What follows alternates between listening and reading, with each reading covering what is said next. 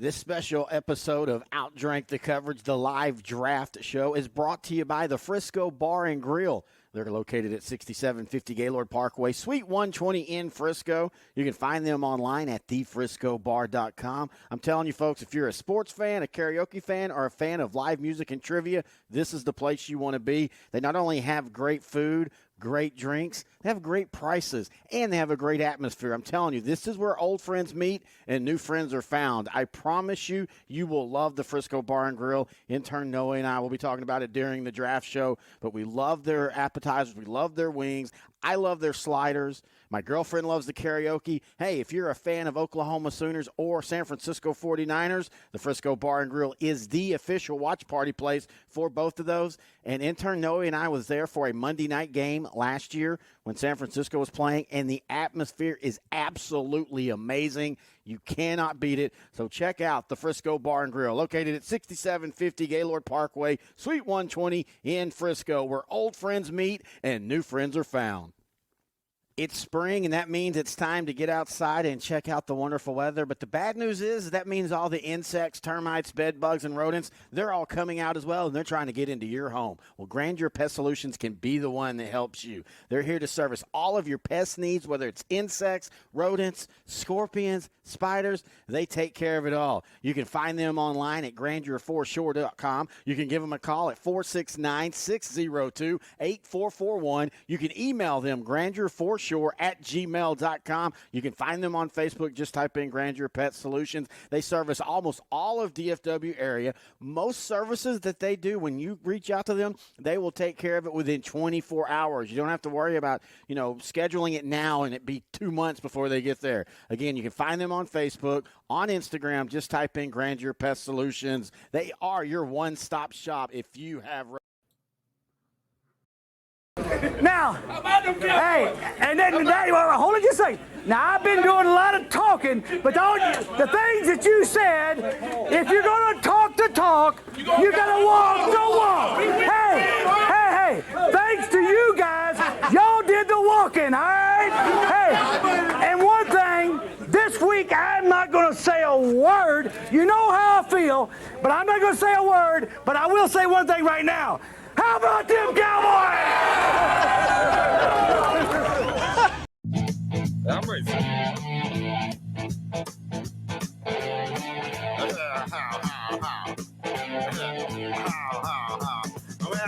Back in 1993, when you woke up on a Sunday, you kind of felt that the Cowboys were going to win. I missed that, even though they've won 25 games in the last 2 years. And actually, if you look at the statistics, the games over the last couple of years, they've won more blowouts than even those Cowboys did. Hello, everybody. Terry Bennett, intern Noe here. OutDrank The Coverage, our A Look Back series. And this time we're talking about a look back at the 1993 Dallas Cowboys. We can talk about which were the better teams of the three teams that won the Super Bowls in the 90s or even the 94 team. But I think you can safely say that this was the pinnacle point of the Dallas Cowboy dynasty in the 90s. You still had Jimmy Johnson. You still had 90% of that team, that core from 92. I think you had Troy Aikman maybe at his best, Emmitt Smith at his best, Michael Irvin. Everything was rolling to the point that all four losses, there's a reason why, mainly Emmitt Smith and Troy Aikman missing time in all four games. But yeah, you never thought they were going to lose on this during 1993. Yeah, if I have to look at all three Super Bowl winning teams in the 90s, I would probably say the 92 team was the most talented. The 95 team just had the best start. But the 93, start to finish, they were the best team in the NFL. Yet they started 0-2. Yet they started 0-2. And we'll talk more about why Emmitt Smith didn't play in the first two games and didn't play much of the other two games they lost. Before we do that, though, intern Noe, how are you doing? And what are you drinking? You've changed it up on us this time. Yes, sir. I'm doing well. Thank you for asking. And today I am switching to beer. I'm doing the Steve Austin Broken Skull Double IPA from El Segunda Brewing Company. If you like IPA, you like the flavor. It's not too bitter, but it does have that hoppy flavor. Yeah. About 8% alcohol. And it's good. It's a good beer. So what does it taste like? I'm not a beer guy. So, I mean, to me, I'll admit, I've said this before, wine and beer Those are two things that everything tastes the same to me. But for people that do enjoy it, y'all can tell the different flavors. So when you drink that beer, what are the flavor hints? What's your flavor profile? I mean, it's just that flower, that hop. Hop is just a flower. Yeah. And when it says double IPA, all it means is just more hop. Okay. And then sometimes they'll put more malt in there to kind of balance everything out. But yeah, it's just more hop. A lot of people will complain about IPA because it's bitter. Yeah. And I get that, but I guess I kind of like that bitterness. This is not as bitter as I thought it would be, given the alcohol percentage. I think a lot of people also kind of relate hipsters to IPA. So there's that immediate hate it just because hipsters like it. And you don't even know if they really like it. But you and Grant, Noe and Grant, my co-host of Sideline to Sideline, the high school show, y'all both tend to like IPAs. Like y'all legitimately like them. Y'all are just saying it to say it. I've never thought of you as a hipster. Yeah. Again, Community Mosaic is probably still my favorite IPA, and that was the first one I ever tried. Mm-hmm. I think that's the gateway into IPA for anyone that ever has liked IPA. And this is pretty good. I've liked the other El Segundo, Steve Austin beers, but yeah, this is probably my favorite one. Terry, yes, how are you doing, and what are you drinking? I'm doing pretty good. You know, doing these deep dives into these eras. You and I do this anyway around this time. For people that don't know, you and I love to start about July legitimately watching all these old highlights. I like to watch all the America's games in July, not even the Cowboys, just all of them. Yeah. Well, I avoid the Pittsburgh Steelers and the 1970 Baltimore Colts because those seasons did not happen. But no, I this is where I'm starting to get into the I'm ready for football. And I've messaged you that a couple times. Yeah. I'm not one of those, like, I'm not a big spring football fan. I'm a believer of sports has its seasons. In the fall, it's football. In the summer, it's baseball. In the winter, it's hockey and basketball. And I like them in those stretches. So that's why, even though A&M Commerce Lion legend Luis Perez led Arlington Renegades to the XFL title, I don't care. I mean, I'll hang a banner and so celebrate it.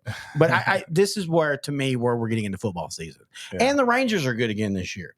So that's nice. I have missed that. But what I'm drinking, speaking of the Rangers, Texas, the Cowboys, Dallas, Texas, I'm going through Texas vodkas.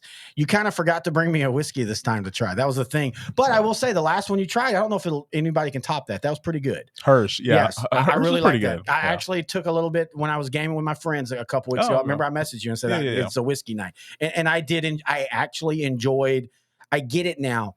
If you sip whiskey for a couple hours and you maybe have 2 cupfuls, it gives you a warm feeling. It's not like a buzz, but it's almost there without all the bad. I slept good that night. Yeah, I woke up next day and all that. So I get it now. I can understand that, but I'm still going to go with gut rot at the end of the day. But no, I got Lone Star last week. I had Frio. The next time we record, August 5th. When we're gonna be doing I'm gonna be doing a lot of shows that day. You have a long day. Yeah. I have a long day, and I'm gonna make you stay there anyway. But we do get beef ribs and all that, so it is worth it. Oh yeah, last year I made that big tomahawk steak. Yes, that was really good. But so next time it'll be Dripping Springs, but I have Lone Star vodka now, a very good vodka. I place it and Frio at about the same level. Okay.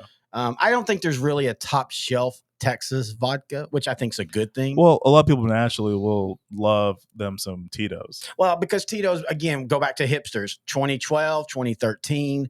That was back when you could buy a handle of Tito's for $22. Now it's $37, $38. I think a lot of people latched on because that was the first Texas vodka that really made national scene and stuff. And then you then had Frio, Dripping Springs, Lone Star, and there's a couple others that have come over. The liquor store next to the studio has a really good Texas vodka section. Okay. And so it's allowing me to try some of these. But anyway, so what we're going to be doing today is I hit play on the video that's now playing. That's going to be highlights from the 1993 season, because we're going to be talking the 1993 Dallas Cowboys. And what we do on OutDrank The Coverage, A Look Back, brought to you by Frisco Bar and Grill and Grandeur Pest Solutions, is we just talk about that season.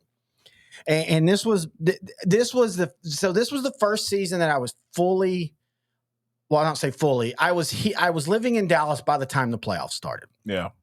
And I grew up in East Texas. You grew up in Dallas. I grew up in East Texas, so big Cowboy fan, but I was also a big Oilers fan and New Orleans fan. Yeah. But you got the Cowboy love, but you didn't get it. When I first moved up here, I realized then when the Cowboys lose, back then at least, and even to this day now, Mondays are just different. Mondays are angrier. It's just you don't feel right. It's like you're hungover even if you didn't drink. Yeah. But I had moved up here by the playoffs, so I got to enjoy that. 93 still felt new. By 95, it was expected. Yeah. 93 still felt new. And the 93 season was an absolute blast outside of the beginning and then the weird stretch right at the end with the Thanksgiving. We'll talk about all that. But before we do all that, let's just talk about what the NFL overall was like, knowing. This was the only time that they had 2 bye weeks. And it's funny you put that in there because I was going to tell you, I think they had 2 bye weeks then. And when I saw the show, by the way, intern Noe makes the show notes, does a great job. But more importantly, you had true free agency. I mean, true guys are free. They can sign anywhere they want. And we had a couple big ones. Marcus Allen to the Chiefs. Mainly, if you look at his stats, they're not great with the Chiefs. Like they're not, like he didn't lead the league in anything. Right. But he became the clutch touchdown guy for the Chiefs. And also his hate for the Raiders at this point where he played for, just absolute. I mean, if he played the Raiders, it was 120 yards, 2 touchdowns every time. But the biggest move was, as far as free agency, was Reggie White to the Packers. Yeah, I mean, the Eagles were just a stout defense, and they had just gotten over the loss of Jerome Brown the prior season. Yeah, we talked about that in the 92, how I think that completely altered. I think if Jerome Brown doesn't get killed, I think the Eagles are more willing to try to keep Reggie White. And that's the thing nobody talks about. I don't even know who the owners were back then, but I mean, the Eagles let Reggie White walk. That just makes no sense to me. Yeah. And maybe it was that he wasn't going to go there. He wasn't going to stay there no matter what, because he felt Dallas was a log jam at the top, which is funny because Dallas begins a thing where they're playing the Eagles in the playoffs. And so, but anyway, he goes to the Packers. As I've said before, that basically was the Charles Haley move to the Cowboys. It solidified a Packer defense that was good but not great, and they never really were great under Reggie White until the 96 season. That was their key point. Big trades, 49ers, they trade Joe Montana to the Chiefs. They decided that Steve Young was their guy, and I think that was the right move. That was, The other move that everybody thought was going to send shockwaves, and it did, but not for the right reasons, was Boomer Esiason to the Jets. When you think of Boomer Esiason, what do you think of? Like, do you think of him as a almost Hall of Fame quarterback, good quarterback, average quarterback? I think him as a really good quarterback. I don't think he'll ever be a Hall of Famer. No. So Boomer Esiason was a left-handed thrower for the Bengals in the 80s and early 90s. Won the 88 MVP as the Bengals made it to the Super Bowl that season. But, I mean, if you think about it, he had a good run with the Bengals. And then when I think of Boomer Esiason, I think of that 91 season where the Bengals just completely fell apart. They were 3-13 in the very next season. So after the 91, they fired Sam Weish, their coach during that time period in the 80s when they were really good. They only got one more year out of Boomer Esiason in 92, but they were ready to start moving on to their new quarterback, David Klingler. And then wow, that was a mistake. Yeah. And then after 92, the writing was on the wall. Like, he just had to go. They need to go ahead and go for the future with David Shula, head coach, David Klingler at quarterback. I know now, looking 30 years from that point in time, that was a huge mistake. Well, and David Shula was the Cowboy offensive coordinator in 90, and Jimmy Johnson basically admits that was a favor for Don Shula. Mm-hmm. And I always contend, and I don't blame David Shula. You either can or you can't. Yeah. But if they'd have had a Norv Turner in 1990, I think the Dallas dynasty would have started a year earlier.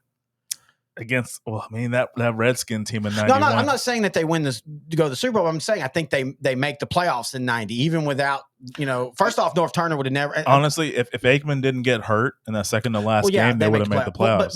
But Norv Turner wouldn't have had Babe Laufenberg. True. Norv Turner was very big on you must have a very good backup quarterback. That's why you had Steve Berline, Bernie Kosar. Rodney Peete. And I always feel bad for Rodney Peete because he's with Dallas 1 year, and it's the year they don't make the Super Bowl. But he had some big games in that 94 season, including against the Cardinals. A couple big drives there. But David Shula, the Bengals went. That's when the Bengals became the Bengals that we all laughed at for 20 years. Yeah. So these were the Bengals that I knew of. Yeah, these were the Bengals. If you didn't even know that the Bengals of the Ken Anderson 81 team, always really solid, and then Boomer and them, for whatever reason, they just could never replicate that 88 season again, or the 87 season, or 88 season, 88 season. They could never replicate it again, but it was mainly because Ickey Woods blows his knees out. Yeah. James Brooks get hurt. The defense, they're drafting. Tim Crumrye was a stout member of that defense, and he kind of, after that Super Bowl injury he never came back. Yeah, he never came back. But but Boomer aside to the Jets were a solid team. And you thought, okay, the Jets have just made a move. But the biggest mistake they made is they went with the black face mask. That just completely changed everything. I mean, like, if we look back, the 93 Jets, I feel that should have made the playoffs. They were 8-8 team that should have been 10-6. They just had some bad losses, and their offense kind of just shut down toward the end of the season. Exactly. And you kind of realize that Boomer was a good quarterback, but a lot of it was Sam Weish. But now in saying that, Sam Weish couldn't replicate that in Tampa Bay. But again, at that time, Tampa Bay was a black hole of football. So and to his credit, his team did get better from 92 to 95, but not good enough. They're not good enough because 95 was their best season. They were 7-9. They started 5-2, and they had a big win later in the year against the Packers that season, but it just wasn't enough. And then Tony Dungy came in 96. And things changed. And then things changed. But let's do a drink for the memory of Sam Weish, one of my favorite coaches. Yeah, rest in peace. Yeah. His "Don't Be Cleveland" speech was one of the most classic. Bengal legend forever for that speech. It's a great way to tell your fans to settle down, but also throw some shade at your big rival. I absolutely love it. And the funny thing is, the Cleveland fan, they're like, yep, that's how we are. Yeah. That's how we are. So as we begin this, let's go now to the head coaching moves. The Patriots hire Bill Parcells. The Giants hired Dan Reeves. A lot of people thought the Giants were going to take a step back, but lo and behold, they're a lot better. Well, because they were already on the downturn from that 90 Super Bowl team. So it just made more sense. But Dan Reeves kind of righted the ship. Yep. Then you had the Bears hiring former Dallas Cowboy defensive coordinator Dave Wannstedt. Yeah. The Broncos promote defensive coordinator Wade Phillips, future Dallas Cowboy quarterback or head coach. Yep. And then the Redskins, this was a big one. Yeah. They promote Richie Pettibone. I get it. Like that defense was so good, and he was kind of like Joe Gibbs' Ernie Stautner. He'd been there forever. Yeah. But that obviously was a mistake, as Washington, as we'll talk about. They honestly, I don't even blame Pettibone. Oh no, I think the drafting was. Much as I've researched this 91 to 93. This has like been a Sherlock Holmes thing for you. Like you're just confused. It made no sense to me that they fell off that much because they still had their quarterback more. I guess I'm thinking about it from today's NFL because as long as you have your starting quarterback, you can just fill up the roster with competent players. That's a good point. A little bit different back then. The Redskins were they needed their offensive line. And if you look at the starting offensive line from 91 to 92 to 93, there's a big change. Yep. And to me, that's because the 91, they only allowed 9 sacks. Yep. I think it might have been a record for the modern NFL. I think it was. And then you go to 93, they're allowing, I'm not sure the exact number, but it was way more than 9 sacks. And they didn't have the running attack that they had in 91 because after 90, they were committed to just running the ball. Yep. And that kind of got them to that 14-2 season the next year. But yeah, so I don't really blame Richie Pettibone for that bad 93 season that they're going to have this in the season we're covering. But they definitely, he was more of like a go between. Like you knew he wasn't the long-term solution at head coach, but they needed someone for that season. So. Yeah, but I think they thought he would be. All right, so let's go to rule changes because there were some very big rule changes. Yeah. The play clock was reduced from 45 to 40 seconds. And I remember early in the year that led to some delay of games and some timeouts because, and you say that's just 5 seconds. 5 seconds when you actually count it out is pretty long. And so to cut that, the ineligible receiver downfield prior to a forward pass was added, which was something that was because of the wide receiver screens. Wide receiver screens from Buffalo and from San Francisco and from Houston. That was a big thing. And so you could get your slot guy out and blocking, and you throw that little wide receiver tunnel screen to your out wide receiver, and they're blocking 5 yards down the field. Well, they eliminated that.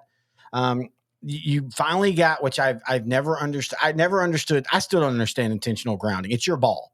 If you want to throw it in the stands, you should be able to throw it. Yeah. They finally did allow the passer to throw it away in certain circumstances if they were out of the pocket, and as long as the ball landed, beyond the line of scrimmage. The same rules we have now. And out of the pocket, it just means, just for people that don't know, it's your tackles. Yeah, it's a tackle. So the left tackle, right tackle, if the quarterback gets outside of either, he can throw it away, and that's considered outside the pocket. Then you had the spiking of the ball to stop the clock, that's one of those things you think it's so simple now, but that created where we're at now, where if a team gets the ball with 35 seconds, you still think they have a chance. Hey, and this indirectly got Richie Kotite the Jets job, because the next season, 94, there's a famous Miami versus Jet game where Dan Marino fakes the spike, throws it for a touchdown to win the game in New York. New York was about 6-5 at this point, and then they did not win a game, and Pete Carroll got fired. He went to college. Yep. The rest is history. Went back to the NFL. Became a legend. That's why it shows you just because you fail at your first job, that doesn't mean you're going to fail. Bill Belichick especially. Yeah. But he didn't even really fail at Cleveland. They just left Cleveland. That's a season. That's a show for another day. Yeah. I mean, heck, there's been a 30 for 30 about it because it's that good. And speaking of, you want to talk about a show for another day, the 1993 Houston Oilers. Yes, sir. You have a possible gay teammate thing that had started to go through the locker room. You had the very weird Jeff Alm suicide. He's in a car. Yeah. He's on Highway 59 in Houston. They wreck. His friend dies, and for whatever reason, he decides in that moment to end his life. But if you really listen, a lot of it was he was just having a lot of issues. Yeah. You had Babygate. I can't remember the name of the player. He had a kid.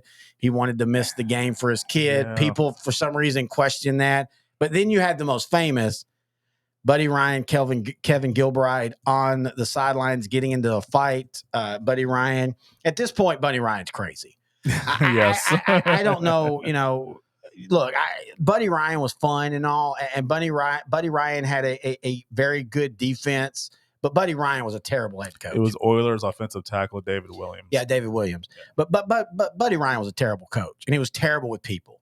And everywhere he went, the only reason that they loved him in Chicago is because he left on a high note. If he stays in Chicago in 87, 86, 87, you would have seen them love, because he's just one of those coaches that grinds you down. Yeah. Jimmy Johnson did the same thing. And we'll talk about that, because at the end of this season, of course, a big thing happens in Cowboy history. And we'll talk a little bit about here, and we'll also lead into it in the 95 show that we're going to be doing. But Buddy and Jimmy, in that way, were the same. They grinded play. They were that belief of, you grind a guy down, that makes him better. Yeah. You chisel the stone down, and you mentally play games and all, and it works to an extent. But there comes a line where it starts to weigh on the players. And you hear Troy Aikman and Michael Irvin nowadays. They talk about, if Jimmy would have stayed, we'd have won 5 Super Bowls. They forget that they themselves, you can literally go watch the 1995 America's Game, where they talk about, hey, as much as we love Jimmy, dude, he had just got to the point where everybody was living on pins and needles, and it wasn't healthy. And it got to the point where winning the Super Bowl wasn't even fun. And so those types of coaches, that's why Jimmy always said, I'm a sustainer. I mean, I'm a builder. I'm not a sustainer. And that's why. The only way he knew to build you up was to tear you down first. The difference between him and Buddy is Jimmy at least understood you need an offense. Yeah. Buddy was one of those old school defensive coordinators that for some reason thought he could win every game 3-0. And you want to talk about lost rings? There's no reason that Randall Cunningham, I'm talking to the happy days, Randall Cunningham led offense with that defense didn't at least make an NFC title game. The 90 team. The 90 team is really, really good, dude. Yeah. But anyway, so let's go ahead and get into the 1993 Dallas Cowboys. We'll spoil it here. They win the Super Bowl. What? But going into that first week, Emmitt Smith is not signed. Now, you were really young, so Yes. you and I probably have different views of this. What were your thoughts that you remember at this time going into the season? Did you think, hey, they're still going to win? Yeah, we'll miss Emmitt, but it's no big thing. Or what were your thoughts? I thought Dallas would be still fine. I knew they wouldn't be just as good. But I didn't really know the intricacies of the offense and what really drove them, what made them complete, until I watched some of that Monday night game to start the season. And then I was like, oh, okay. Yeah, they really need Emmitt Smith. Well, and it's funny because that game started out really well. Troy Aikman hits Alvin Harper on a big touchdown. Yeah. The Cowboys are up 7-0, and then he hits Alvin Harper on another big play later on, and they're in the game. But then you started seeing in between that, for all the talk about people want to claim that it's all the offensive line and not Emmitt, I will go to look at the Cowboys record when Emmitt Smith didn't play and look at the Cowboys record when Troy Aikman didn't play. There's a big difference. Yeah. And yes, the offensive line helped Emmitt, but as I've always said, the Emmitt helped that offensive line as well. Why is there only one in the Hall of Fame? And that guy wasn't even there till 94. Yeah. For all the talk about Larry Allen, he has one ring. He wasn't there in 92 and 93. None of the 92 or 93s are in the Hall of Fame. Now, I do think eventually maybe you get a couple in. I think, like 2A maybe. I don't know if 2A, because 2A didn't have a lot of all-pros. I think Newton and Eric Williams. I still think, we'll talk about Eric Williams in the 95 show, because 94, I still think the Super Bowl was lost, or the NFC title game was lost when he got in the car wreck. During the 94 but, season. He still came back and had a pretty darn good career for 5 to 8 more years, had another couple Pro Bowls and all, but he wasn't the dominant guy that he was. Yeah. And I do think that him and Newton probably could get into the Hall of Fame, but this whole idea that it was the offensive line and not Emmitt Smith is absolutely foolish. And this season showed it. Yeah. When Emmitt Smith played, 12-0. When Emmitt Smith didn't play, 0-4. I mean, that right there tells you what Emmitt Smith meant to the Cowboys at this time. Yeah. And when you say didn't play, I mean, we'll go into the 4 losses. The first 2, it was at Washington, Monday night game, and then a home game against the Bills. Emmitt Smith just didn't play because he was sitting out for the contract. Yes. Later in the year, after they win, was it 7 in a row, they go to Atlanta. Atlanta's also on a roll at this point. They start the season like 0-4, 0-5. They go on a roll. Dallas was still – I mean, if I hadn't played that game, Dallas would have beat Atlanta. The problem is he did play, but he got hurt after the first play. Yeah, the very first play. I think it was a hamstring injury. Yeah, it was a hamstring. Yeah. So he only played one play, hamstring injury out. Atlanta wins by 2 scores. The very next week, Emmitt tries to play. It's 4 days later, and the Thanksgiving game against one of the classics. Yeah. 2 weeks prior, got to mention it, Don Shula becomes the all-time NFL winningest coach. Yep. Even though the Hall of Fame says it happened in 92. Whatever. But yeah, so 2 weeks ago, they win against the Eagles in Veterans Stadium. Don Shula becomes the NFL's winningest coach. 2 weeks later, they're in Dallas Thanksgiving. Emmitt plays. Hamstring issues come up again. Out. Lincoln Coleman finishes the game. Now, to be fair, in that game that they lost without Emmitt, they should have won the game.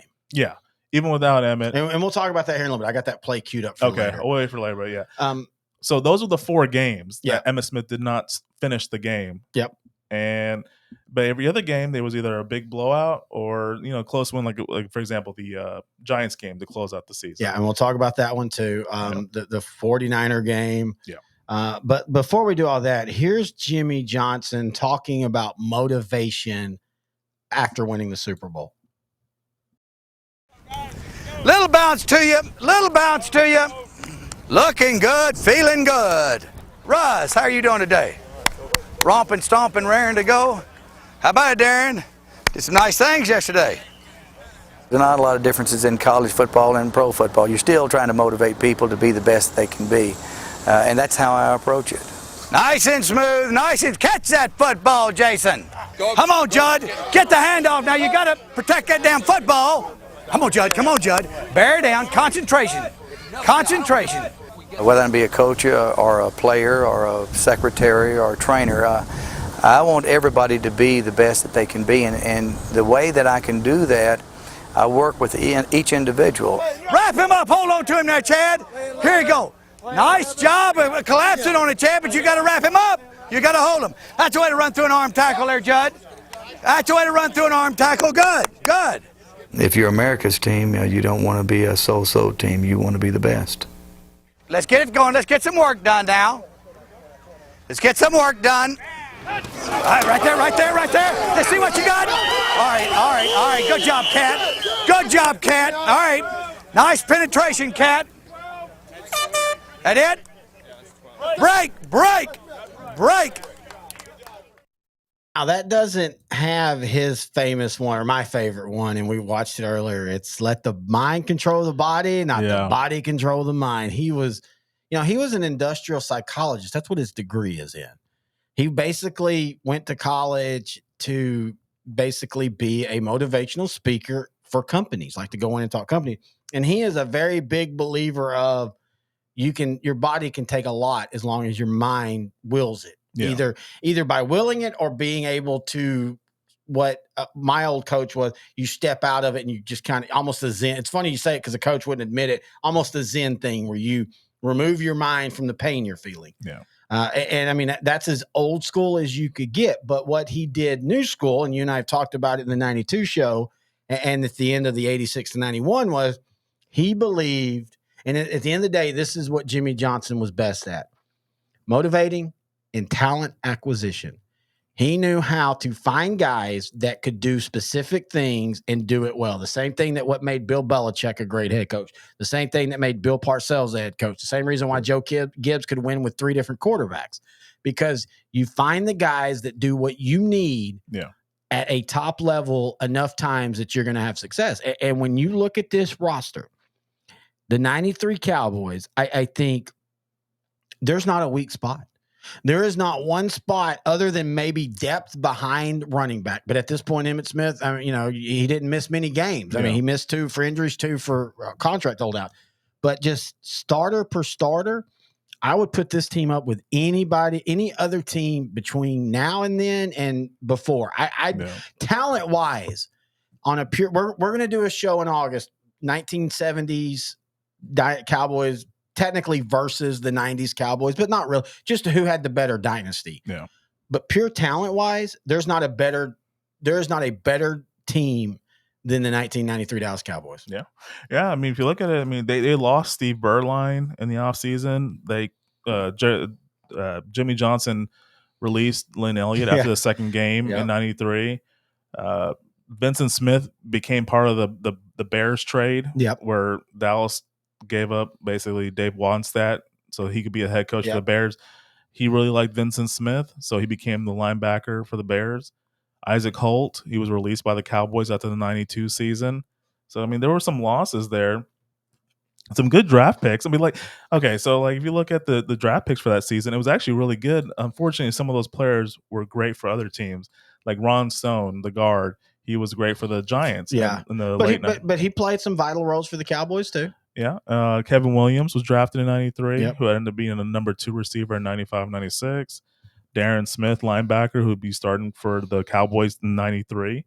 So he's a rookie starting linebacker. Derek Lassick was a backup for. Got it. Unfortunately, Derek Lassick has a bad reputation. He wasn't as bad. He just wasn't Emmitt Smith. Yeah. And free safety Brock Marion was drafted this year. He wouldn't start until 95, but he was a really good backup 93, 94. And then Dave Thomas, a guy that goes unheard of, but he started at cornerback for Jacksonville and then later for the Giants when they made the Super Bowl in the 2000 season. Yep. So solid player, big guy. So there was a lot of depth going back to what you were saying. Pre-salary cap. This is the last. Was it 95 or 94 when the first cap? I can't remember. One of them. I think it was 94 was technically the first cap, or 95. Oh, okay. Because 93 was free agency. Yeah. Well, 93 was the last time that I think that they had free, like they could sign everybody. But every one of those players played a part at some point that they drafted for the Cowboys. Yep. Vince Smith was a solid, but Darren Smith was more athletic. I mean, very fast. Again, this was in an era when you drafted position. You didn't always draft the most talented. You drafted a position, but Darren Smith at University of Miami was an absolute beast. Okay. You can honestly say that even though he had a solid NFL career, he probably underperformed compared to where he was in college. I mean, a lot of people will say that about most of the Cowboy linebackers during this time period. Well, because Jimmy Johnson and Landry had kind of the same belief on your linebackers, that they were interchangeable. The difference is Jimmy Johnson wanted the defensive lineman to attack upfield. Landry was more of your lineman, as he said, caught the line to keep them away from the linebackers. But they both did the exact same thing. But that defensive line for Dallas in 92, 93, and even 95, I mean, you're just rotating guys in. And the key additions outside of the draft were huge. Bernie Kosar. And if they'd have kept Berline, I think he'd have been perfect. He could have done everything Kosar did, but he ended up playing. I think he went to Arizona or Phoenix at the time. Yeah, Phoenix. They ended up being 7-9. He was a very Berline was a good quarterback. He was a solid starter for them. But then Eddie Murray, that was the big one. That was one we really needed. As you talked about, game 2 again. Yeah. For all the talk about Emmitt Smith, there's 2 games that they lose without him that if Leon Lett, and we'll talk about that later, doesn't mess up, and if Lynn Elliott just hits a couple field goals, they beat Buffalo. I kind of think that adds to the mystique of this team to lose. And you and I actually realized something the other day that I'd never thought of. This 93 Buffalo Bills does one thing that they couldn't do in the Super Bowl. They beat the Redskins, the Giants, and the Cowboys all in 1 year. In 1 year.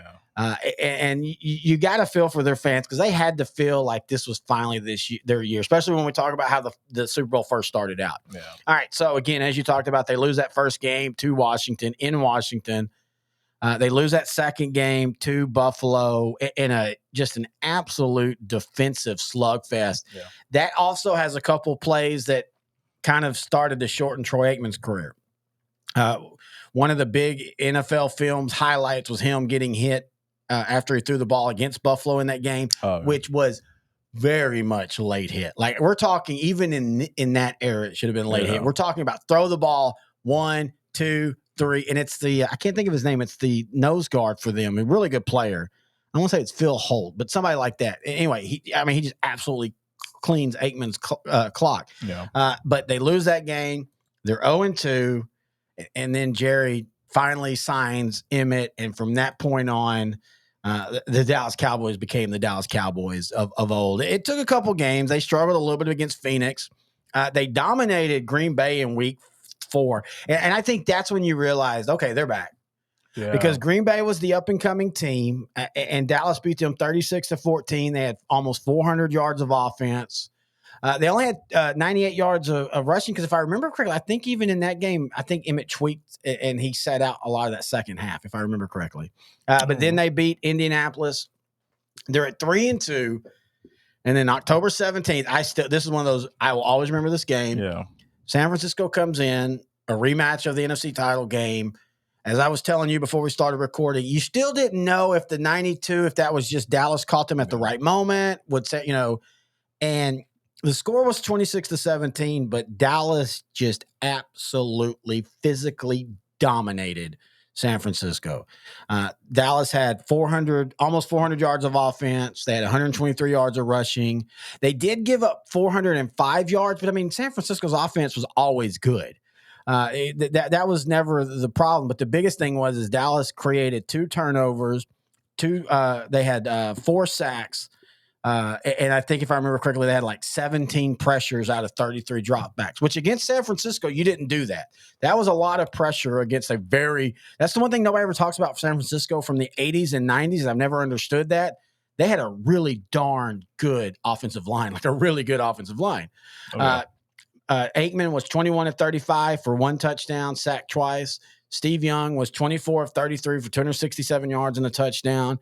Emmitt Smith, though, 27 carries, 92 yards. Not a lot of yards, but man, he kept the chains moving. And the thing about how you beat a team like San Francisco was you kept that offense off the field. Yep. And that's exactly what Emmitt Smith and that ground game did. And at that point, man, you didn't think – I mean, it was like Dallas isn't going to lose again. Like you really felt that way. And they destroy the Eagles 23-10. We'll talk about that here in a second. But they had the first bye week. Again, it was weird how they did bye weeks back then because they had a bye week in week 4 and a bye week in week 8. So you basically played 3 games. Then you had a bye. Then you played 3 games. And then you had a bye. And then, oh, hey, we're going to get the other 10 in right back to back to back. I don't know how they did the who got the buys and whatever. But for all the talk about the losses later on, I don't know why. I don't know if it's just because of Emmitt Smith's big game. But that Philadelphia game, that finally felt like Dallas was. And I know they did it in 92 too, but they didn't do it in Philadelphia in 92. So that finally felt like they were putting that demon to bed, so to speak. And here's the big play from that. And that lone timeout you see left there, they're going to come off the ball. They're going to put their great big bodies on the Philadelphia defensive, tired, smaller bodies, and just push. The Eagles cannot allow them to pick up first down. 2nd and 4. They have a first down and more. Goodbye, Emmitt Smith on the way. 62 yards to put the game away.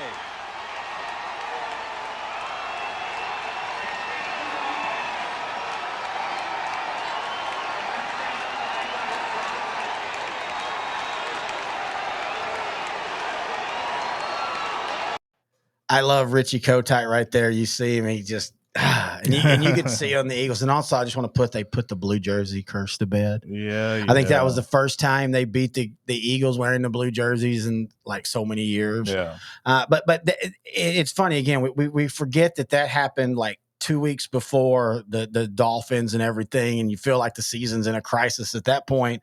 But you and I were talking about that. That goes to show, though, again, in 95.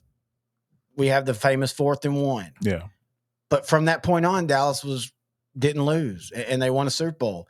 In 93, you have that Dolphin, the 2nd loss in a row. They lose to a great team. What's going to happen?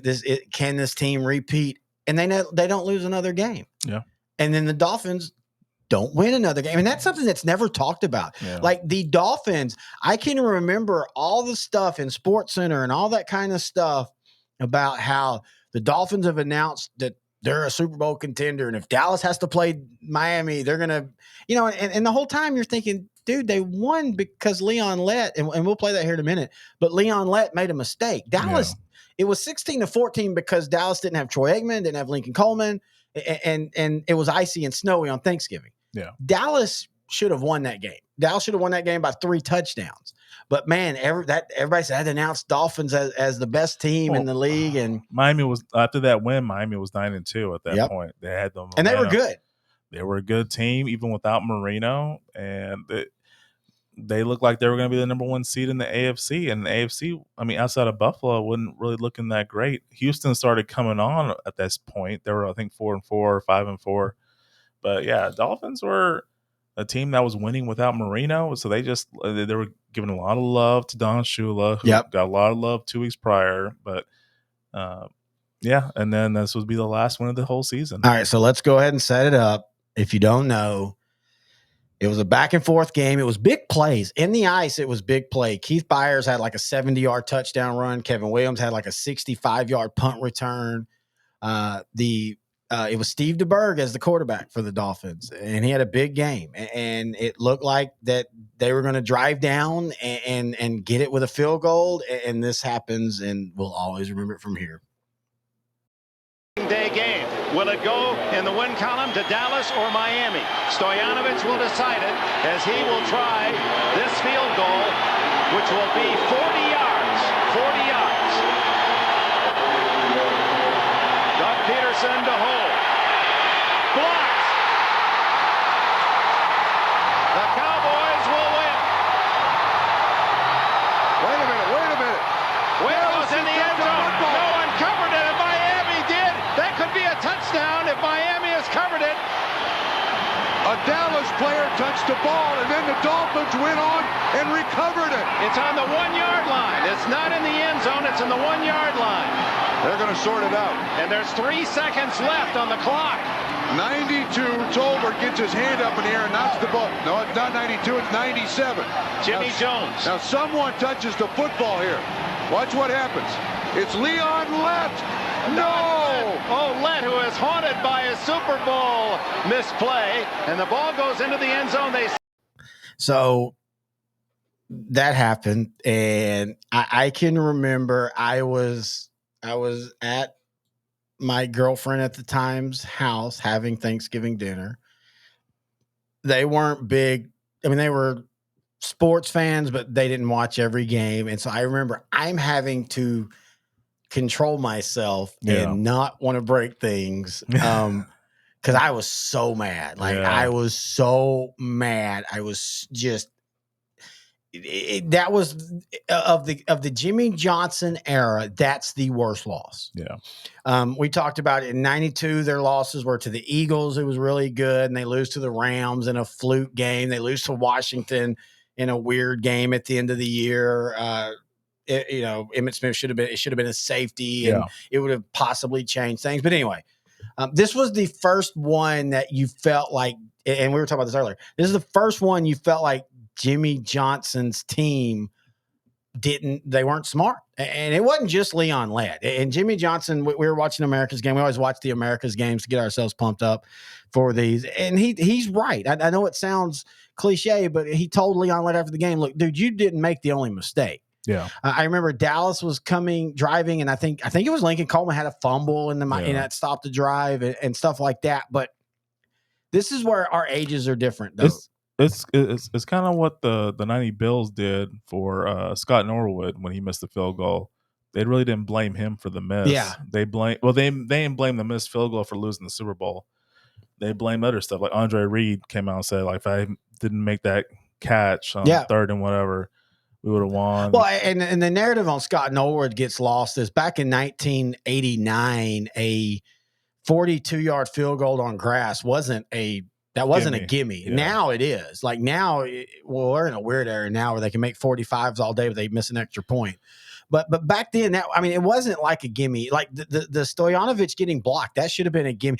And the funny thing is if he just kicks the field goal and they win, I don't know if the season happens like it does. Maybe not. I think the Leon Lett thing at this point, and then in '95, and we'll talk about that, the 4th and 1. Yeah. I think that galvanized the team. I think that's a good thing sometimes, and especially for Jimmy Johnson, he was good at playing that. And in the moment, we didn't see that. Oh no, I hated everybody. So back then, I was the type. I'm a lot different now, and you and I talk about this. Back then, though, I was the type. If Dallas lost, I didn't want to see anything about football for the rest of the week. So growing up, so at this point in '93, I'm 9 years old. Yes, and this is my first full season. I'm expecting Cowboy wins. Unlike you grew up. Your first memory was what 80. Your first actual season memory was what 83, 84. Yeah, 85? but you and I are the same in that the Cowboys had a recent history where all they did was win. Yeah, but like you saw the decline. Yeah, I saw the end of it. I only saw winning. Yeah, so any loss, good point. I was miserable. Yeah. And especially this Thanksgiving game after they lost. Because I just went outside and played in the ice and snow. Yep. Because I'm 9 years old. I'm like, I made out with my girlfriend. A little different. We were, I think I hit puberty at this point. I'm not sure. At 9, you went outside a boy, came back a man. But yeah, I remember thinking, and I think I told you, I remember thinking, the Falcon game, everybody was hurt. Yeah. Falcons were hot. Jerry Glanville was a master of getting his guys up for those games. The problem was he couldn't get them up for the regular games, and that's why they tended to. Well, I mean, Emmitt Smith got hurt after the first play. Yeah, but I'm just saying that Jerry Glanville was kind of like Buddy Ryan. He was good about getting his team up for the big games, but they struggled against the regular season average team because it was all motivation. It was his Emmitt Smith got hurt. That wasn't his hamstring; it was his right quad. Right quad, that's what it was. That's right. He got bruised. I think he got hit bruised. on him. Yeah, bruised right quad. But I felt fine after that, and for some reason that loss, it just felt like the Dolphins loss. I thought, okay, that's it. We're gonna make the playoffs, and they're gonna probably lose to San Francisco. Good season. I've got my Super Bowl. Yeah. That's all I wanted at that time. I got my Super Bowl, and then they go back out, and Philadelphia comes the next week, and Dallas beats them 23-17. For all the talk about the Philadelphia game where they won 23-10. The one at home that next week, I mean, you had a team that had come off 2 losses. Yep. You had a team that jumped out 16-0 over the Eagles, and then the Eagles almost clawed back into it with Bubby Brister at quarterback. Yeah. And so you felt like, okay, they won and that's good and all, but that still was like, man, that just didn't feel right. And then around Minnesota, that's when they you started seeing them stretch out. They dominate Minnesota 37-20. They dominate New York, but the Jets, New York, 28-7. But that game was very ugly, but it was also on the road. It was wet. Kevin Smith had a pick six. I remember Aikman, I think, threw a couple interceptions. But then they played the day after Christmas. They played Washington and absolutely throttled them 38-3. Yeah, So this was definitely not the 91 Redskins. Yeah, this isn't the 91 Redskins, but you also felt like Dallas was starting to find that gear. Yeah. And Jimmy Johnson and Tom Landry and Bill Belichick and all great coaches and even bad coaches, they all have that same mantra. Get to the week after Thanksgiving, start getting ready for the playoffs. Yeah. And Dallas was doing that. And they rolled. But the thing about it is there was another team rolling with them as well. Yep. Remember we talked about earlier in the show how the Giants had named Dan Reeves the head coach. A lot of people thought that the Giants were going to take a step back. But Phil Smith had a resurgent year, one of his best years. He threw for 3,000 yards, which, again, back in that day, 15 touchdowns, 9 interceptions. You had Rodney Hampton. Think about it. Phil Simms, he was in a quarterback controversy with Jeff Hostetler. Yeah, and after the Super Bowl win, when Jeff Hostetler led the Giants to the win. Okay, so looking back, if you were the Giants GM, would you have kept the 39-year-old Phil Simms or would you have kept the 32-year-old Jeff Hostetler? I would have kept Simms. Okay. I think Simms is one of those that where he went, if he'd have got to go to San Francisco, I think Simms would have put up a lot. Simms was a really good quarterback and had a hell of an arm. I agree. And Parcells didn't play that type of offense that allowed him to fling it. Yeah. I think you go look back at that 87 Super Bowl and you see what Phil Simms did against Denver. We can talk about what Troy Aikman did in 92. You can talk about Joe Flacco's run when they won the Super Bowl, Steve Young's run in 94. Phil Simms, to this day, I still think played almost a perfect Super Bowl. At one time it was 17 straight completions or some crazy thing like that. But they also had Rodney Hampton, the Georgia big brawling running back. He had 1,000 yards. Receiving wise, I think it was still Mark Jackson. Yeah, it was. And Chris Callaway. Yeah. They had a really good and former Cowboy, Mike Sherrard. Yeah. He had a big day or big year. For him, not like he had a huge. Ed McCaffrey was still there. But Dan Reeves, man, for whatever he did, they were good all year long. They started off 3-0. They then lost to Buffalo and Washington in back-to-back weeks. I'm sorry, they beat Washington. They lost to Buffalo 17-14. Then they lost back-to-back weeks, 10-6 to the Jets, and then Dallas beat them pretty bad in Dallas. But after that point, dude, they got hot. And let's remember one thing. The only reason we had an overtime classic game at New York was because the Giants got upset the week before by Phoenix 17-6. Yeah. If that doesn't happen, they come into that game with 3 losses. And Dallas, the best Dallas could do was tie, and they still would have gone because they beat them in sweep. But I'm just saying, if it wasn't for that Phoenix loss, I think it's a different game. And that game started looking back, of course, okay, the Bills are a great team. Yeah. Dallas is a great team. So that's 2 losses. The Jets game, there's no reason they should have lost that. Even though the Jets finished bad, they were 8-8. Giants were better. They were 3-4 at that time. When they beat them, they were 3-4. Now, in saying that, the 3 you look at this is one of those where you and I love these deep dives. So the Jets up into the Giants had lost 3 games in a row, but here's the scores. They lost to Philadelphia. Good team. 35-30. Featuring, I think, was it the Eric Allen interception game? Yes. That was one of the best interception returns for a touchdown I've ever seen in my life. They lost to the Raiders the next week, 24-20. They lost to Buffalo to go to 2-4 the week before the Giants. They're 19-10. So the Jets were almost there. As much as I talk about like Boomer and all, and he had a solid season this year. He threw for 3,400 yards, 16 touchdowns, 11 interceptions. They just held off. Their offense just was non-existent. And even then, they almost beat the Bills at the end of the season. They just had a chip shot missed field goal that caused Buffalo to win that game against the Jets. Yeah, and I think it's one of those where even though Boomer Esiason played, I think he was pretty banged up at that point because they cratered. They got really hot after they beat the Giants. They won 5 in a row. Then they lose to Indianapolis 9-6. This was not the 92 Colts who could win 9-6. Yes. This was a terrible Colts team. Then they beat the Redskins 3-0. So listen to I this. remember that game. Yeah. So and by the way, the week before they beat New England 6-0. And it wasn't a bad weather game. No. So I was just FYI. So here's what the Jets did from week 13 on: 6-6-0-7-14-0. Wow. The offense cratered, and I think Boomer Esiason was really, really hurt. But anyway, so we go into the last week of the season, and you and I, we were making fun of Chris Berman last show. So I'm going to let Chris Berman talk about the Giant game. Home field advantage throughout the playoffs in the NFC. The crowd was ready somewhere in the swamps of Jersey. They call it the Meadowlands, and it was at a fever pitch and good weather, actually about 40 degrees for the Cowboys and the Giants. First possession for the Giants. Phil Simms to Aaron Pierce. A Bavaro-esque type play, dragging 3 Cowboys, but it's a fumble. And underneath, it's the Cowboys who pounce on the football. Can't make mistakes against Jimmy Johnson's squad. Ensuing drive. The pass to Jay Novacek. It's a fumble, but Armstead. Oh, it's out of bounds. The Giants don't get it.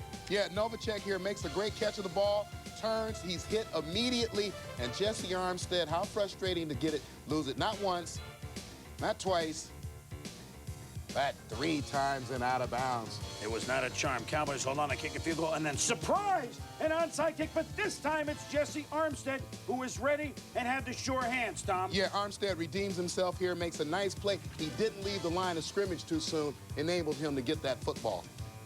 After that, it's the Emmitt Smith show. Emmitt, in the first half, a 10-yard run.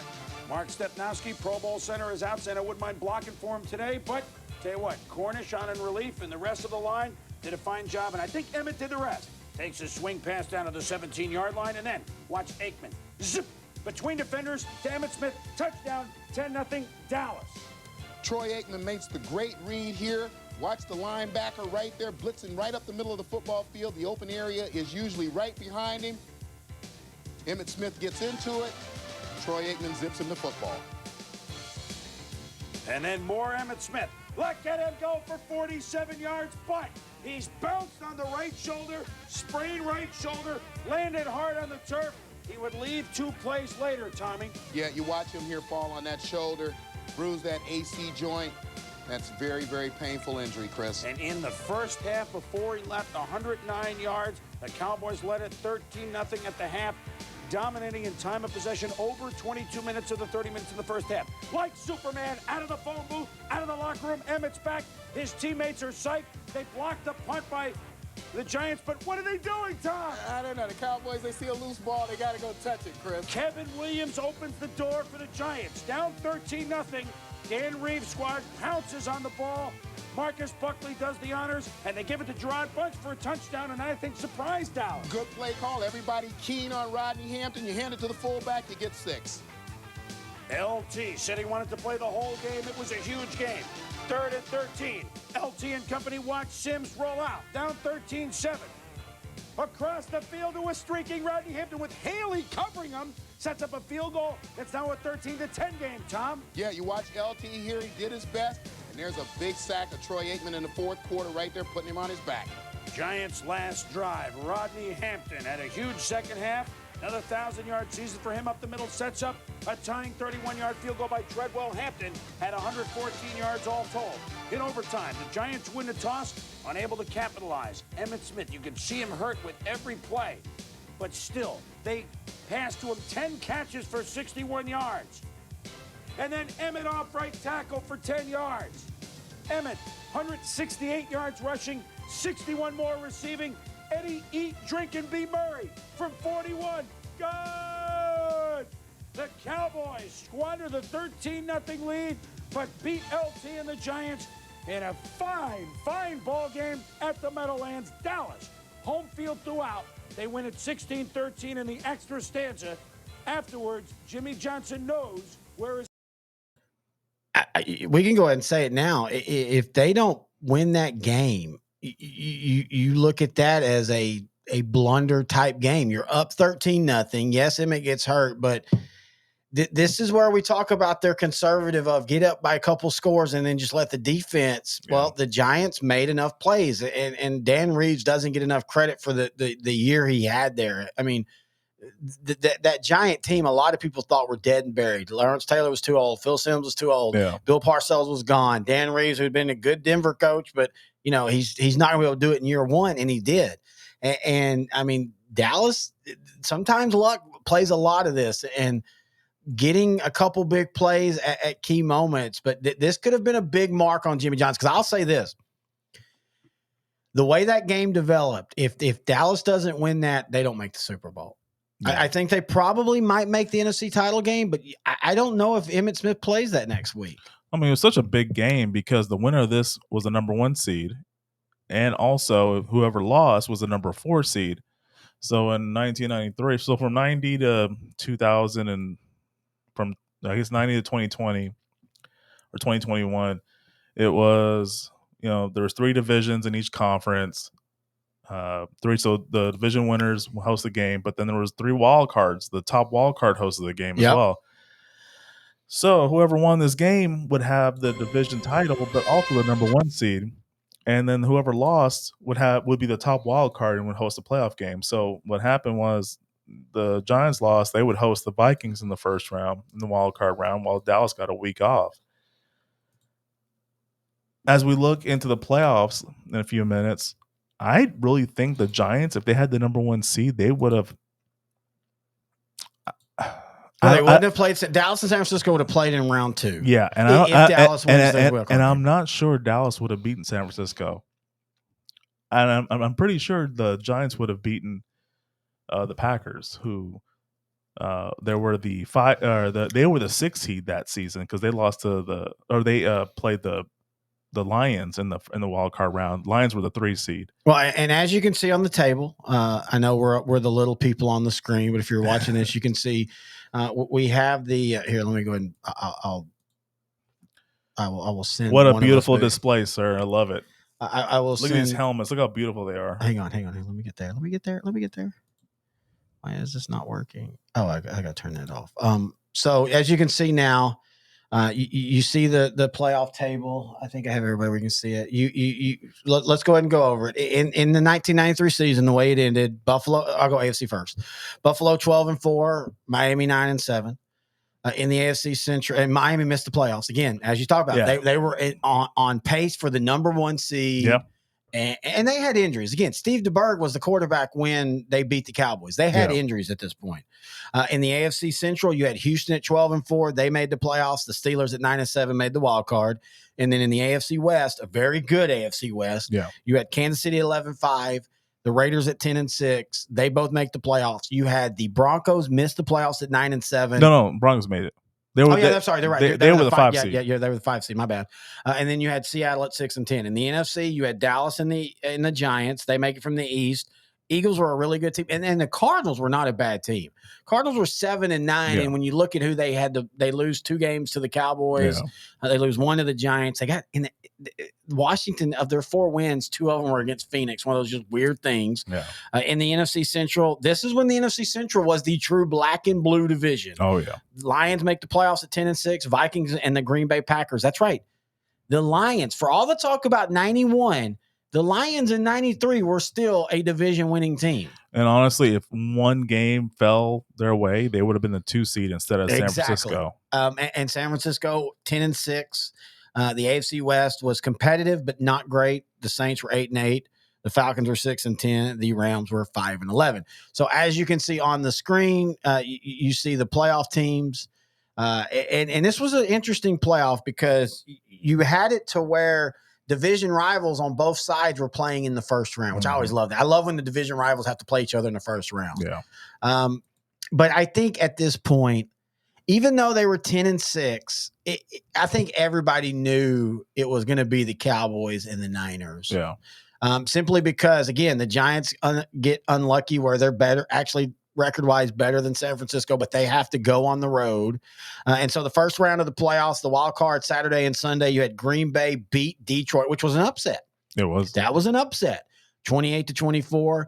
You had Kansas City beat Pittsburgh 27-14. Great game. Great. The first round, outside of the Raiders Broncos, the first round was really exciting. And this is the first season Joe Montana is a quarterback. Yeah, we didn't really talk about that. You've got the Raiders. They beat the Broncos 42-24. So that sets up the division round. You had the Bills and the Raiders, which the Raiders had beat them in the regular season. Yeah, well, and this to me was the AFC title game. Yeah. The winner of this, I think, goes to the Super Bowl. Yeah. And the Bills win 29-23. This weekend was the only moment I paused when San Francisco absolutely dominated the Giants 44-3. Couldn't stop the run. But Lawrence Taylor admitted that even though the Giants beat the Vikings in the first round, he said the Dallas game, they just couldn't come back from it. Like they poured so much into that. They were thinking they were going to be the 1 seed. This was their final run. Yep. Which after this season, you'll realize this was their final run because Phil Simms and retire after this season. And so Dallas beats the Green Bay. That would start the run where Dallas just bested Green Bay in every game. We'll talk about that next year when we do our outside championship, how you and I were talking about the 96 Cowboys against Green Bay, and they still can't beat Dallas. Kansas City beats Houston in a classic. Houston had the lead all the way to the end, and Joe Montana did Joe Montana things. Again, like when we ever do the Houston story of 93. Oh, we will. The aftermath of this loss is catastrophic to the Houston franchise. And also the owners made some really stupid decisions like Cody Carlson and things like that. Well, I mean, even through 93, Cody Carlson was a pretty solid backup. He was considered one of the best backups at that point. But you should not have got rid of Warren Moon. I'm sorry. But in that game, Warren Moon drives the Oilers down. I think it was a 65, 70-yard drive. They're up 21-20. Yeah. And then Joe Montana does Joe Montana things. He completes a couple big third down plays. We were talking about it before. One of our favorite players, J.J. Burden, he had 6 catches, 60 yards, and a touchdown. Willie Davis, 5 catches. Keith Cash out of University of Texas. You know what Keith Cash is famous for? What was he famous for? He has a twin brother named Kerry Cash. And they both played at Longhorns. They both were tight ends, and they both played in the pros, and they were really good players. So that set up I'll go ahead and say it. This is one of the best conference championship weekends. This is right up there when you had Favre versus so-and-so and Brady. I mean, you had Buffalo, 3-time Super Bowl team, versus Joe Montana. You had Dallas versus San Francisco. I mean, on paper, that looks fantastic. And the games were fantastic. Was it? Yeah, well, we'll talk about that. Okay. So let's go ahead and get into that. Buffalo beats Kansas City 30-13. The thing that what made Buffalo was playing the conference title games at home. That's literally why. I'm not saying they weren't good, but Buffalo is just it's the whole thing with Josh Allen. If he could ever get the title game, I mean, Buffalo is the one place in the world where it's the weather truly matters in January. You say that, but they dominated Miami the season prior. That is right, but it felt like, I don't know, Miami. That was they were about that. They were the 2 seed. They hosted the title, but game. They were limping into that season. We didn't talk. That's why we made the change this time where we're talking more about the seasons. Yeah. We were also really, really outdrank the coverage at this point last time. All right, so I wasn't going to say anything. We had a pee break. Mama made sure we came and had our pee break. But let's go ahead and get into it. Let's talk about it. The NFC title game. Before we get to the actual title game, Dallas beat Green Bay. We'll talk about that a little bit. That was a lot. That's a game that I think people don't realize is a lot closer than you realize in your mind. When you just think about it, you remember they won by 10, but Dallas basically exploded in the last half of the first half, and that got the win. You also saw the Packers were a year or two away from being really, really competitive. Yeah. Leroy Butler recovered a fumble, and then on the very next play, Brett Favre recovered a fumbled the ball, and Leon Lett guided again. For all the talk about Leon Lett, that dude made big plays in the playoffs. Yep. Anyway, so Dallas dispatches of Green Bay. The Niners destroy the Giants. I could not find any of it But the most famous thing about this game, and that's from at the very beginning of the show where you have Jimmy Johnson, before he says, how about those Cowboys? He talks about he's not going to talk. He went on Randy Galloway's show on WBAP 820 here in Dallas. Now, at this point, I had moved up to Dallas. So I was there for the playoffs, and it's different. Like in East Texas, it's fun, but this was wondrous. It was just wondrous to be a part of it. It was like when your team, if you're a fan of a team and you're in that city and they're making the Super Bowl, it's like Christmas gets extended a month. Yeah. Like the anticipations, everything is the same as Christmas when you're younger. And even now, I'll admit, I'm still a Christmas guy. And so Jimmy Johnson goes on WPA and says, I say this, you can put this in 3-inch headlines. The Dallas Cowboys will beat the San Francisco 49ers. Everybody thought he was crazy. Yeah. I knew he was genius the moment the pregame started and Jerry Rice and the San Francisco 49ers are pushing and shoving, because that's not what Jerry Rice and the Niners were about. Very out of character. Very out of character. When you think about the 80s, it was, well, to be honest, when you talked about them playing the Bears or them playing the Giants or them playing the Redskins, you basically, it was a motion of the Giants, Bears, and Redskins versus the machine of the Niners. They they were unflappable. 18 straight games they won on the road at one point. They won 7 straight on the road in the playoffs. Even when you beat them the year before in San Francisco, even the Cowboys, they kind of still bowed to the Niners. That had changed. At this point, Dallas had beat them in the regular season, 26-17. We talked about it. We watched the famous where you see Darren Woodson throwing Brent Jones out of bounds. Dallas just brought a physicality to San Francisco that teams hadn't done since 85, 86, 87. And so you thought that, once I saw them acting like that, I knew Dallas had them, because Dallas, that's what Dallas did. Dallas talked, Dallas pushed, Dallas shoved. And we're going to do the show 1970s versus 1990s. And one of the biggest differences is, and why I love the 90s team, was that emotion. Yeah. The 70s were the machine. The 90s lived off of pushing and shoving. I knew right then Dallas was going to win. I didn't know that Dallas was going to go out and just absolutely dominate them. Well, they were in the 49er head. They were in their head, but I think more importantly, and I remember, what's the center for the Niners? Jesse Sapolu? Yeah. He said that in that moment, he goes, Dallas, we could have played them 10 times and Dallas would have beat us 10 times and it would have got worse and worse and worse. Yeah. He said, we didn't match up well with them. Yeah. And that's why San Francisco went after Ken Norton Jr. in the offseason, went after Gary Plummer, went after Deion Sanders. Give San Francisco credit for all the talk about what Dallas didn't do in 94. Who was the really good Redskin defensive end back then? Charles Mann? Yes. Yeah, that's right. He ended up on San Francisco. Yeah. So for all the talk about, and Tim Harris, for all the talk about what Dallas didn't do in 94, give San Francisco credit that they went out and retooled their team to play Dallas. But in this moment, the Dallas Cowboys, they won. And the biggest part of that, though, is not just that they won, though, was that Troy Aikman gets hurt on the first series in the third. He suffers a concussion. Ricky Jackson was on that 94 team. Yeah, too. Ricky, former Saint. Yeah, Hall of Famer. Hall of Famer. Yeah. Great linebacker. Man, that you want to talk about an era, a team. We talk about Buddy Ryan, no offense. If the Saints would have just drafted right offensively, that defense was one of the best defenses. But Dallas wins, but Troy Aikman gets hurt. And it's a major injury. You like to tell this story, so go ahead about what he.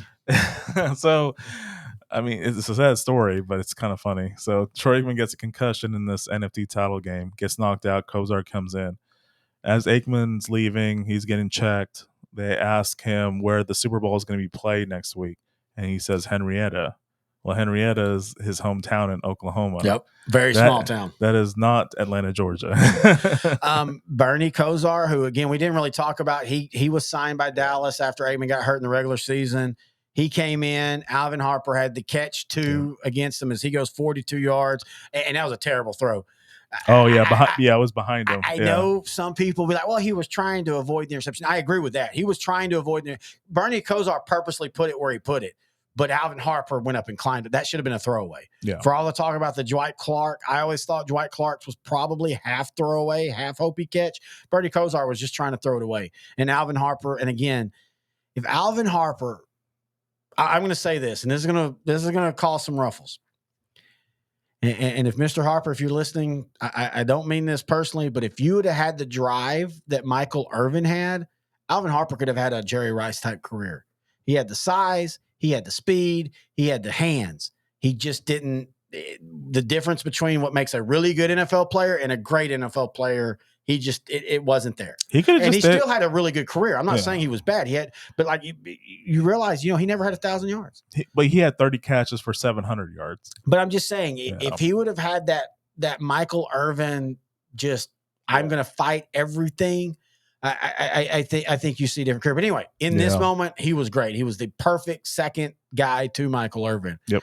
But anyway, so they end up winning the game. Now let's go ahead and go. We'll start kind of going in this. At this point, you had where Jimmy Johnson wasn't happy. Yeah. Jacksonville was going to be a new pro team in 96. They 95. had 95. They had approached him supposedly to run everything. And I know everybody acts like it was shocking, but in the moment, I think everybody knew that if Dallas wins the Super Bowl, if Dallas wanted to keep Jimmy, I think it'd have been better if they didn't win the Super Bowl. I think maybe that would have brought him back. But once they won the Super Bowl, Jimmy Johnson, and I know everything now because he wrote a book, and I've listened to the book. I'm an Audible guy now, and he talks about how it was Jerry Jones, But if you go back and for 30 years, he literally said the exact opposite. I'm going to trust that over a guy writing a book and trying to get some views. Right. He was not a sustainer. He liked to build, but his style of coaching could not work long term. I just thought about this. What? It's just like Larry Brown in the NBA. Yeah. He kept bouncing around to teams. Because he's so hard on the players. Yeah. Exactly. And it's funny because, again, nowadays, I almost pulled the clip, but I didn't. But like Michael Irvin says, well, if Jimmy Johnson would have stayed, they'd have won 5 Super Bowls. Talent-wise, yes. Yeah. But Michael Irvin and Troy Aikman, even on the 95 is America's game. And you can't pick and choose when they're just being nice and when they're not. They both literally say, look, Barry Switzer was not the long-term answer, but we might not win that Super Bowl if Jimmy Johnson's there because he got to the point where he was grinding us so much, we weren't enjoying winning at all. We just didn't want to lose. And that works for so long. But at some point, there's a line where they're veterans, and that just doesn't work anymore. Yeah. And so anyway, that was all happening. You go to Georgia, and once again, it's the Buffalo Bills. But more importantly, Troy Aikman would not have played in that game in any other era than that one. This was one of those weird years back then where the Super Bowl was I think the Super Bowl should always be a bye week in between. I know people say, well, they're rusty. I don't care. I want everybody healthy as they can be. This was a game 7 days later, and Troy Aikman was I want to say he was terrible, but he was not good in the Super Bowl. Yeah. And so you go into that game. So as a kid, did you think it, because of last year, and also you're a kid, and you know how I mean this, did you think, oh, hey, Dallas is playing Buffalo again, this is going to be a walkover, they're going to roll, or were you worried, or do you remember? Well, not only was I not worried, but Buffalo Bill fans felt that they were going to lose again. At this point, dude, it didn't matter who they played. I mean, yeah, I remember I have a friend of mine that I ended up playing flag football with the year after, and he's from Buffalo. And he talked about like it got to the point where you were almost rooting for your team not to make the Super Bowl. Yeah. And I kind of agree with him. He always said that he felt that if there would have been just 1 year where they don't make the Super Bowl and then they can reload, he said, I think maybe we'd have got one. He said, but you're close enough to win a Super Bowl. You don't want to change too much. But the issue is you're not changing certain things that was, for whatever reason was causing you to lose. Here's why Buffalo never won a Super Bowl. The offense was explosive, but you literally faced 3 teams, Giants, Redskins, Dallas twice, that were the antithesis of what you did, because you're going to turn the ball over because you play fast and loose. And those teams eat that up. And you look at every one of those Super Bowls, turnovers. That's what decided, especially in the Cowboy ones. 7 turnovers in the first one, 4 turnovers in the second one. As great as Dallas was, Jimmy Johnson said it best in the 92 film. We just needed to let Buffalo make their mistakes. And that's Buffalo first. That's basically what Dallas did to Green Bay in the divisional round. The Green Bay just self-destructed in that game. But here's also where you see the greatness of Jimmy Johnson and luck. So Jimmy Johnson him of the Heineken and nachos. I know exactly what you're about to talk Yep. about. Apparently he had a lot of Heineken and nachos, and so he needed to retire to the hotel room for a couple hours. Basically, he said he'd like to take a nap in the afternoon. I am 100% at 48 now, and I think he was 48 at that time. Dude, naps are really important. He's watching ESPN, and ESPN's getting some B-roll. Now, if you don't know what B-roll is, so when you see a segment on SportsCenter where they're talking about, like, Buffalo today, they practiced here in the Georgia Dome, and they'll show some practicing, the players practicing. And what he saw was Thurman Thomas taking direct snaps. None of that had been in any of their films. Yeah. He immediately calls the coaches and says, we need to talk. He talks about it. He says what they see. And that's the two plays that literally changed the game, are the direct snaps that lead. Dallas was ready. They create fumbles. That's the greatness of Jimmy Johnson. Yeah, you're pretty close in age. He turned 50 July of 90. Yeah, because he was still working as one of the youngest coaches at this time. Yeah. But anyway, so yeah, this is funny because nowadays 30 to 35 is considered like the time where, okay, now you need to be a head coach. That's a good point. Yeah, right. And back then it was 50. Like, I always joke because we talk about, I'm 48, I'm almost 50, but we're in an era now where 50 is young. Back then, like 50, if you hadn't had a head coaching job by 50, you were done. Oh, yeah, I mean, the advance in healthcare, now people are living longer and healthier. Advance in healthcare. Yeah, shots. Drinking my true syrup. But in that first half, Buffalo did everything right. Yeah. And Troy Aikman struggled. Troy Aikman on that game, by the way, was 19 of 27 for 200 yards and an interception. Didn't even have a touchdown. Yeah. Sacked twice. But they go into the halftime. I still remember this. The Bills were up 13-6. They got a field goal. Dallas had made it 10-6. Dallas had made it 6-3, and then the Bills back to back in the second. The Bills dominated the second quarter. Yep. I think Dallas had like 12 total yards. And so they're up 13-6. I was at my parents' house. I was living in Dallas, but we drove down to Marshall, my hometown, me and now my wife. Yeah, there's a lot to talk personally between October, if you listen, where I said my girlfriend and now my wife. But anyway, I still wasn't worried. I think at this point where I was starting to truly gain my football like sense and knowledge, and I realized Buffalo turns the ball over. This is going to come back to hurt them. Almost the first play. And I'm going to play this now because I found this clip, and it's the top 50 Super Bowl performances. And we're going to end the show talking about this. But here I just want to give this clip first. So here's the clip.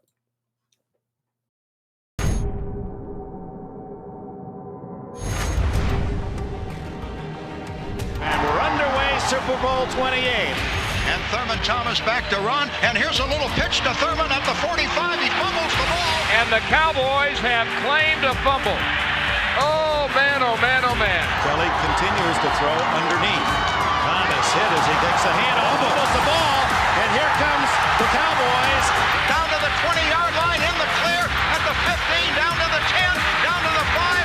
And in for the touchdown goes James Washington. Hey, congratulations, man. Congratulations, you too. 3rd down and 5. Intercepted. James Washington again. Where did he come from? And James Washington has a touchdown today, caused a fumble, recovered a fumble, made an interception. What more do you want? All right, so I will admit I didn't even know this was a series. I now know what I'm watching this week. But in the top 50 Super Bowl performance, and I have a feeling this was probably done at the 50th Super Bowl, so what, 2015? Yeah. This was probably, that sounds right, top 50 Super Bowl performances. How in the hell is James Washington only at 43? I'm not going to try to claim that he should be the number one by any stretch, but 11 tackles, 1 forced fumble, 1 interception, 1 fumble recovery for a touchdown that literally changed the game. Yeah. How is that only at 43? We will redress this in the 1990-70 episode we're going to do in August because I'm going to watch this. I don't know how the hell he's not – that's a top 5 performance in my opinion. Yeah, I mean, it really is. I'm not saying as a Cowboy fan. Look at the numbers. I mean, that fumble completely changed the game. I still to this day remember when that happened, and it wasn't even the fumble, it was the return for a touchdown, weaving through the defense, and you just knew that broke the back. That's it. The Bills are done. And Dallas from that point on, I mean, it's 30-17, 30-13, and it sounds like it's a lot, bigger, but Dallas scored 24 points in that second half. And Bill scored nothing. And the Bills scored nothing. And of course, Emmitt Smith had what, in my opinion, is what they're all great players. For them to be a Hall of Famer, they have to have a moment. And I understand why Emmitt Smith won the MVP, because it was that drive. Yeah. The drive we all think about. For all the talk about, it was all the offensive line, go watch that drive and watch how many times he broke tackles in the backfield. The Bills knew at this point that Aikman couldn't throw. And they stacked the box. And they go 7 plays, 6 of them carries. Emmitt Smith just literally It reminds me of the 49er Eagle NFC title game this past season, where Brock Purdy got hurt, and then San Francisco backup Josh Johnson got hurt. So they really had no quarterback. The bagger named Jack come in. Yeah. So that literally changed the rule, by the way, that you now can have the third emergency back without it being a roster exemption. It's crazy that the 49ers still have injury issues. Well, I told you, I know we're going off topic, but that's what we do. I read a scout said it's because they're so physical, but what you don't, and I also got that from watching some of this, that the Cowboys talked about their practices were so physical that sometimes they play teams on Sunday and they're like, we practiced harder on Tuesday than we're playing now. But what also happens is injuries. Yeah. And that's what happens. But anyway, so in this game, the Cowboys win their second Super Bowl. They become, at that time, the third team to win back-to-back? Yeah. No, fourth. Green Bay, Pittsburgh, San Francisco, Dallas. Miami. Oh, yeah, Miami too, fifth. I forget about the Miami one. Always Green Bay, Miami, Steelers, San Francisco, and Cowboys at that time. And then the Broncos would add to it later in the 90s. Yeah. But so Dallas wins. And this was the first and only time that two teams played in back-to-back Super Bowls. Yes. But it's really weird too, because maybe it's the scores. I don't ever feel like there's a rivalry. I say that, but let's ask the Buffalo fans after the 99 Stanley Cup. The Sabres and Stars. They've got to hate Dallas at this point. Oh, man. That'll be on our hockey version of OutDrank The Coverage. You and I would do those in a heartbeat if we get some advertising. Yeah. But so after this cemented Dallas as one of the greatest teams. Yeah. Not only, and this is also what we're going to talk about in the future, how did this team only win 3 Super Bowls? And Jimmy Johnson, yes, but also salary cap. This team was still, I looked it up, they were still the 3rd youngest team after this Super Bowl. He constructed the perfect team, but in the wrong era. Yeah. And you can, for all those that talk about, we need to bring back Jimmy Johnson. Look at what Jimmy Johnson did in Miami without a salary cap, with a salary cap. His talent acquisition could not be done again. Yeah. You couldn't have a defensive line that had Tony Casillas and Charles Haley and Russell Maryland and Leon Lett and Jimmy Jones Jim Jeffcoat, who we don't even talk about. I mean, that you want to talk about a guy, and Tony Tolbert. Yeah. I mean, Tony Tolbert. One of our favorites. Yeah, one of my favorites. Again, we joked about it, set the edge. I mean, that was a guy that just, if he played in the 70s, he'd be in the Hall of Fame. Yeah. He's not now because stats matter and people kind of forget him. And then we're not even talking about the linebackers and the secondary. And again, of course, the offensive line and all that. But yeah, this Dallas Cowboy team, they set themselves as a dynasty in the making. Yeah. But Jimmy leaves. Now, what were your thoughts as 9-year-old Noe picking his nose, still in his diaper? What were your thoughts? I'm not still in my diaper. Wait, you weren't in your diaper at 9? No. I'm still in my diaper. What were your thoughts, though, when Jimmy Johnson left? Did you think it was over? Because I was shocked. I was dumb. Because back then you weren't paying attention week to week or anything. Yeah, I would get the sports section. That's just when I started reading the newspaper, 9, 10 years old. And I would read it from back to front because I was weird. But yeah, it was a weird thing when I saw him announce that he was leaving the Cowboys. I didn't know what was going on. I didn't know what the future was going to be for the Cowboys. I knew the talent was there, but I didn't know if they were going to promote from within or they're going to hire. So you didn't even really know who Barry Switzer was. I didn't know who Barry Switzer was. Now I do. Yeah, obviously I know how much of a legend he was in college. Yeah, but And then now looking at it with all the knowledge I have now, 30 years later, I still don't understand why Barry Switzer was selected. Because Jerry Jones wanted a somebody that he could control and that he was the face of the franchise. Yeah. Because he wanted to prove to Jimmy Johnson that he could do it on his own. And I think he wanted to prove to everybody. Mm-hmm. If Jerry Jones isn't Jerry Jones, you go after Dan Reeves. Yeah. You go after Bill Walsh. You go after Bill Walsh. He was available. You try to get Bill Walsh to come back out. Do you think he would have went for Bill Parcells? Not at that time. And, well, I mean, Bill Parcells was in his first year with the Patriots. And there's also, it kind of came out that Jerry Jones basically admitted the only reason he even got Bill Parcells because he needed everybody to get off his back so he could build a stadium. And so he brought somebody in and he could say, look, they have all the control in the world. And I always say Bill Parcells ruined. I love what Bill Parcells did at Dallas, but he ruined Jerry Jones because he's like, well, if he can't win it, then I might as well go back to running it the way I want to. And I think if Bill Parcells at least makes a title game or a Super Bowl, Jerry Jones is more willing to.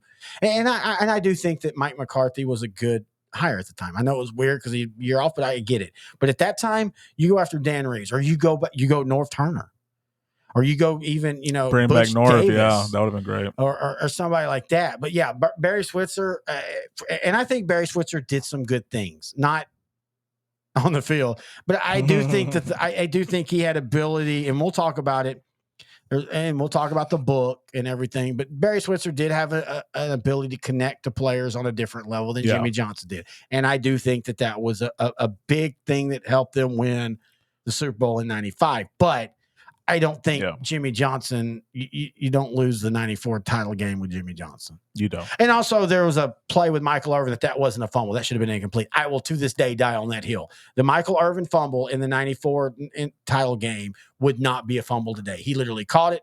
Ball fell out. That was a drop pass.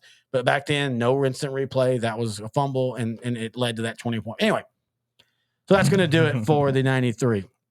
So we're going to turn off the stuff now, and we'll be back as you can look up or below. And we're going to talk the 95 Cowboys, the last Super Bowl team for Dallas. If you told me in 95 that they wouldn't be at least back to a title games, and that's part of why when we do the 90s, the 70s versus 90s, where I think Dallas in the 90s, it hurts them is I know they made the playoffs in 97, 98, 99, but they fell off a cliff. Yeah, 98, 99 Dallas was not the same as 91 and 96. No, I mean, they were good. They were a solid team. But and that 96 team, though, again, go back to 99. If Michael Irvin doesn't get hurt in that Carolina game, I think Dallas at least makes the title game. And I think that would have been at least a good end. And then if Michael Irvin had played those first 5 games of the year, I think they win at least 2 of them. And they're not 10 and in that case, they would have actually played hard against the Redskins in the 96 season. They could have been a 13-3 team for all we know. Yeah, no, I totally agree with that. Yeah. All right. Well, that is a look back at the 1993 Dallas Cowboys. We thank you for joining us. Again, you can find us on Facebook. Just type in OutDrank The Coverage. Find us on Twitter at OutDrankU. Email us, odtcnfl@gmail.com. Until the 95 show, he's intern Noe. I'm Terry Bennett, and you've been listening and watching about the 1993 Dallas Cowboys.